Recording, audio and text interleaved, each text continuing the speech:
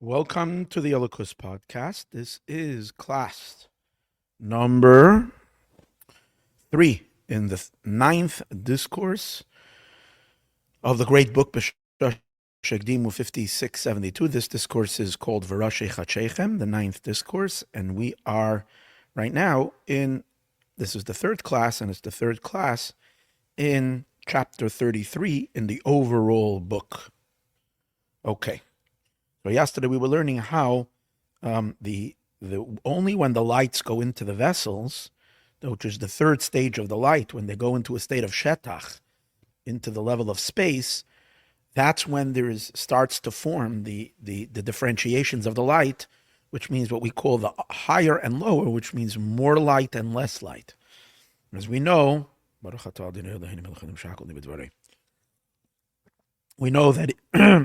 in the Sefirot, we say Chachma is considered high, and Malchus is considered low. Because Malchus is the last Sefira, and over there the lights are the energy is very diminished. And in Chachma, we say the Or Ein Sof, the infinite light, dwells in Chachma. It's the only vessel where the Or Ein Sof makes direct contact, which means there's an enormous amount of light in Chachma. Now, that's only when we are looking at lights going into vessels. When we have the concept of just pure lights, and we have only the lights of the spheres, then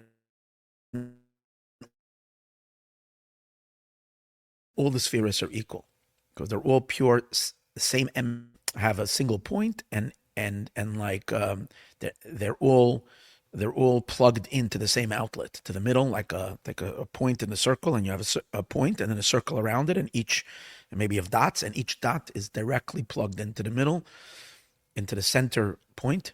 Over there is no differentiation, no higher and lower, because it's just a sphere, a circle. If you line them up in a straight line, and you have first on the top, you have the source, and then you have these dots, then the energy gets first into one sphere, from there it goes into the next, and from there it goes into the next, and that's a process of diminishment. That happens when it goes into the kalim, goes into the vessels, and this is what we are learning. He begins to explain how this manifests in the 10 sphirot and the 10 attributes, and he speaks about how that is the experience within the human experience, where we have Chachma and Bina, and how we learning yesterday how in Chachma there is much more light than Bina. What's the difference between Chachma and Bina? Just briefly, we learned yesterday. Chachma is when you have the first epiphany of something, the first flash, and that flash, the vessel we learned is, again, and here's the main point, which we need to say this before we begin to elaborate, and that is that the difference of the light is going to depend on the coarseness of the refinement or coarseness of the vessel. The more elevated, the more fine the vessel is, which means the less the vessel knows it's a vessel, and the less the vessel is absorbed in self, the more open it is. That's called more spiritual, less physical, less dense. Then the light is able to be more itself. The light is able to be a higher light. It leaves more space for the light to manifest.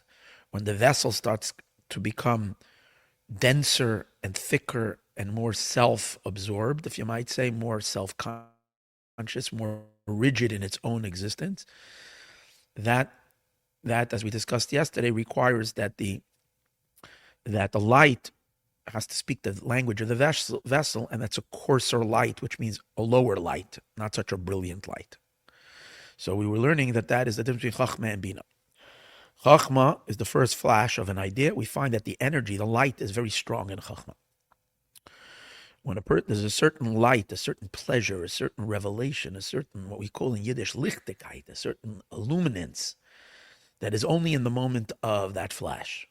Once you take the flash and you start unpacking what's in that one idea, and you start looking for all of its details and all of its ramifications and all of its applications and all of its various different ways in which you can translate this idea into into the various different avenues or streets or alleyways and so on and so forth, the more you're taking it into detail, which is the bina, although at that point you're anchoring it down more, you're getting a better grasp of it. It's becoming more part of the person.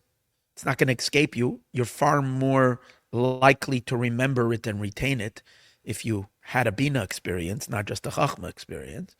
But there is a certain lack of brilliance in the bina.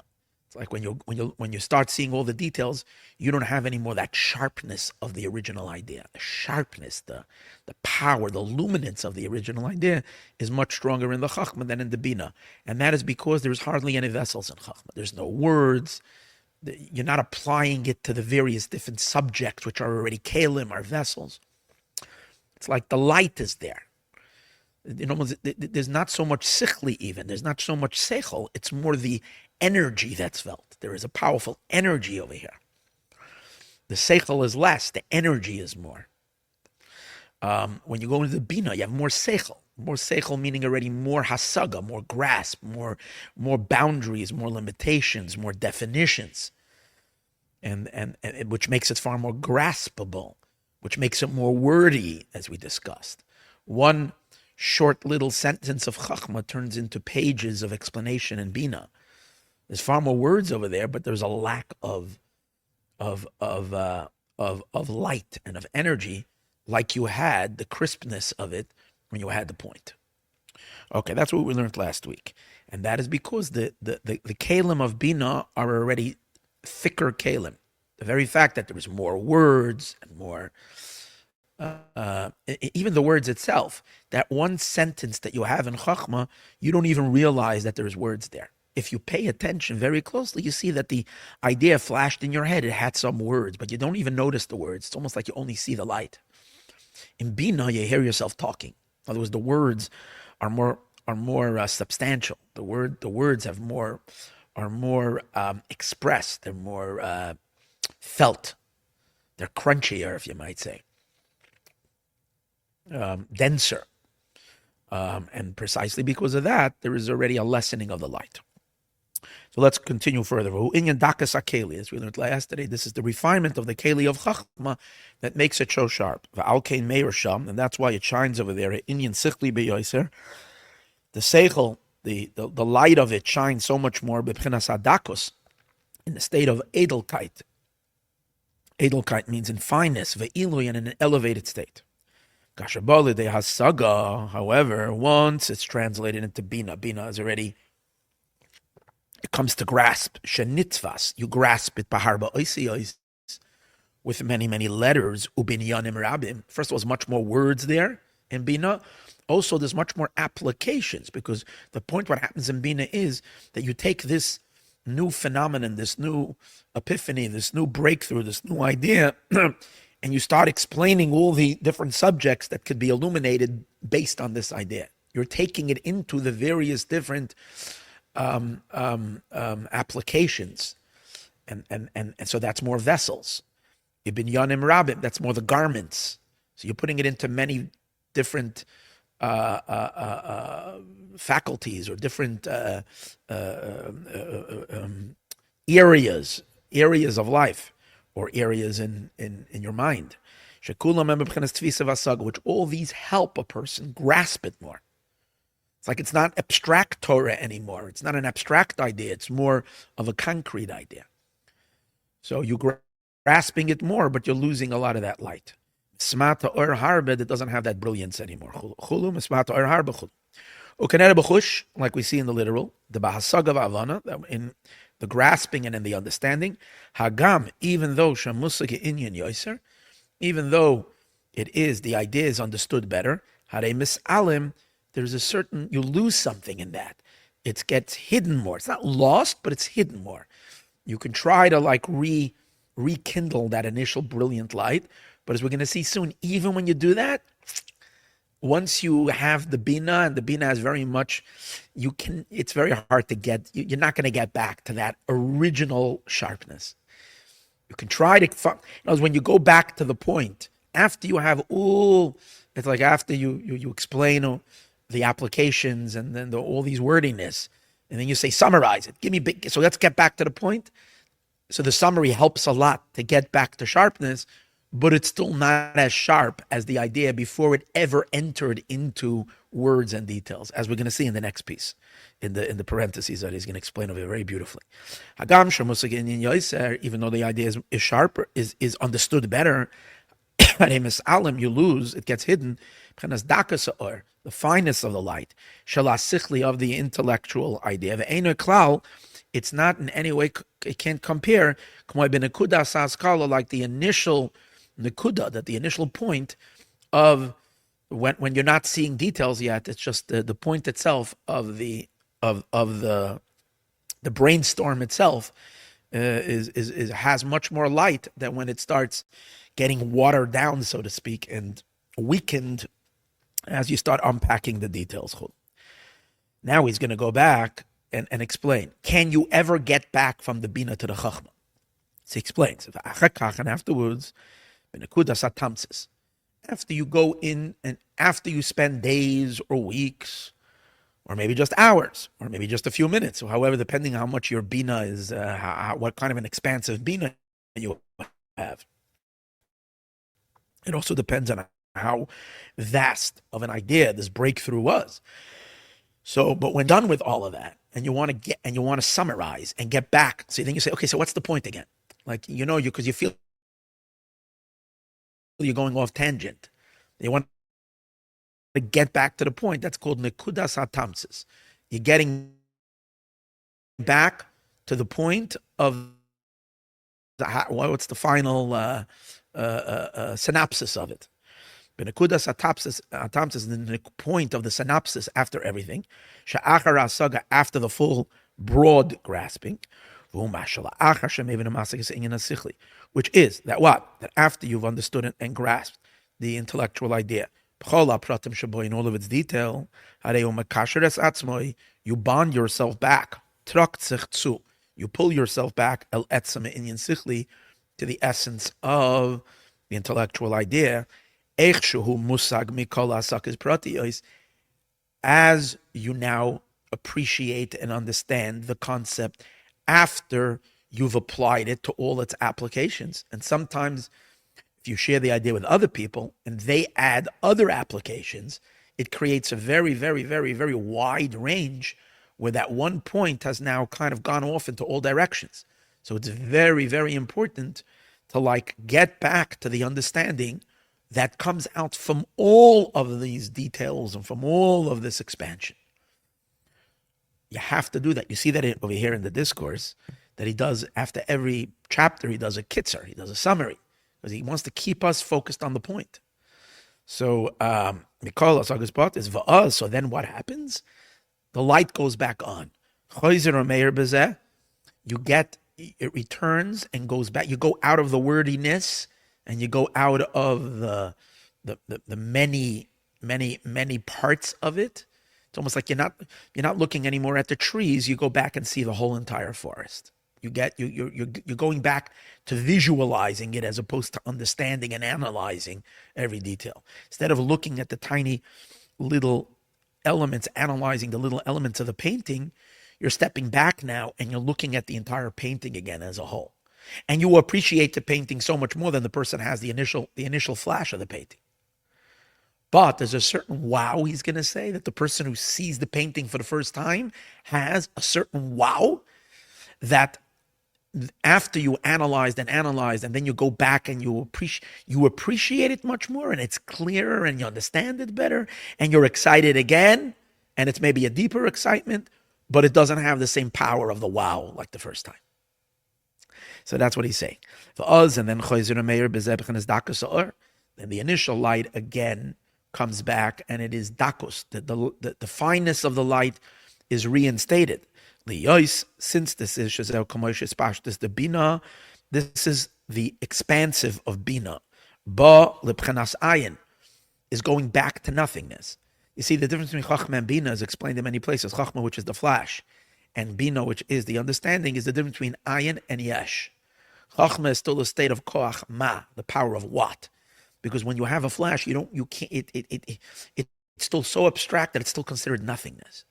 It's when you anchor it down in the Bina and you start putting it into time and space. You start putting it into all the various different applications. You're enclothing it to explain this phenomenon and that phenomenon, which are concrete things. So then you're making the idea so much more into something. Once you make the idea into something, that loses the soul of it. So you're going away from the soul and you're going more into the body of it. When you summarize and you get back to the point after all the details, and you go back to the point, so what you're really doing is you're trying to undress it from the somethingness and return it back to the nothingness. So you're going back, l'b'chinas ayin, li'is b'chinas nekuda levad. You're going back to find it back to be just a point. Shenishlo bezeh, in which you are nishlal, in this, that you're negating again, oirech v'roichev. You're trying to negate again. You're trying to free yourself, free the idea from its limitations that you put it into when it went into the length and width, which means when it went into the spatial element, when it went into space. You're trying to turn it back to a singular free spirit soul of an idea, not trapped in the concreteness of all the applications. And this is consistent with what King Solomon says, I think in Mishlei, maybe in Kehelas, but I think it's in Mishlei. V'chakem bebina, that after you have bina, you should be wise with understanding. What does that mean? That even though you have already the bina, the understanding, always try to get back the chachma after the bina. Go back to the forest, go back to the big picture, and seeing the whole thing as one point, as opposed to, don't get stuck in the analytical details of things. You have to go back to the chakim bebina, stated elsewhere. But nevertheless, notwithstanding that to a certain degree takes you back to the energy, to the power of the idea, it's not as elevated like in the initial flash of chachma, when the chachma didn't have to deal with the bina altogether, when the chachma was a free point, a free light, a pure light, unincumbent and without any weights, nothing weighing it down, because you weren't pulling this idea into a body. The idea was still a pure bodiless soul. And therefore it had a certain sharpness, trying to get back to the soul after the soul was already planted in a body. It's not the same. Like the point of chachma. Because when you summarize and you get the point in the summary, or sichli, so it's true.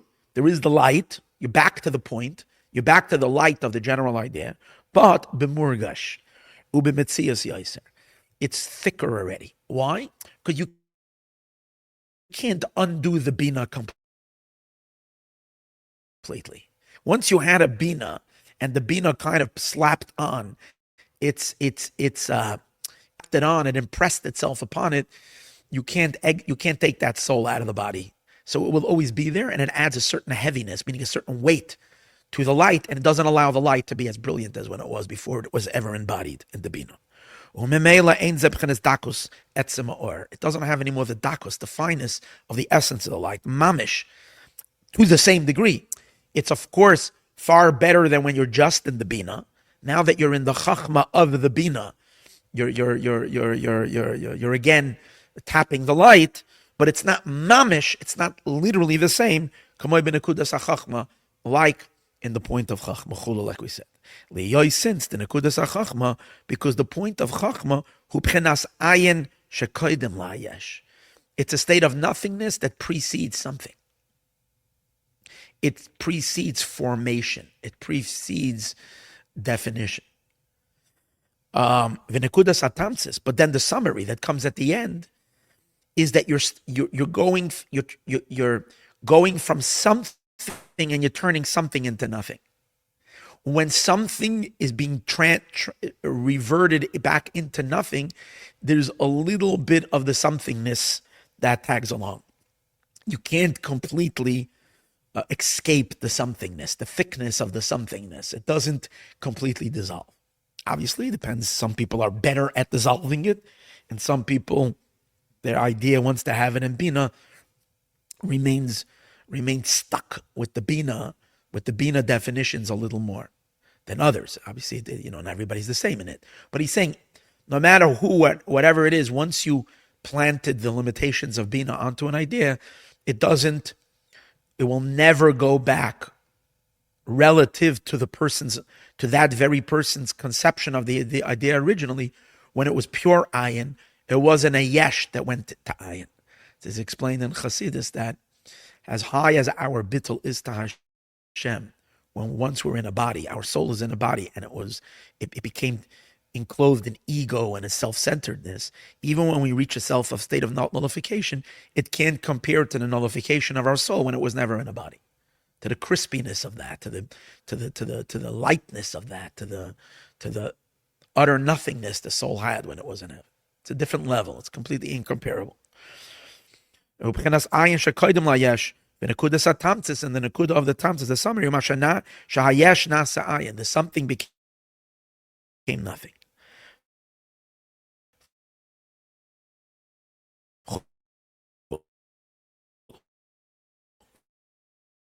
And that is the nekuda satam from the summary. Trying to do is undo the grasp, because you're grasping it, and every time you grasp something, it's already stepping away from the essence of it. Because what we can grasp in something is only so we need a grasp, but we also want to free the bird. We want to let the bird fly again. We want to let the idea go out of its hasaga, out of its grasp. You want to allow it to return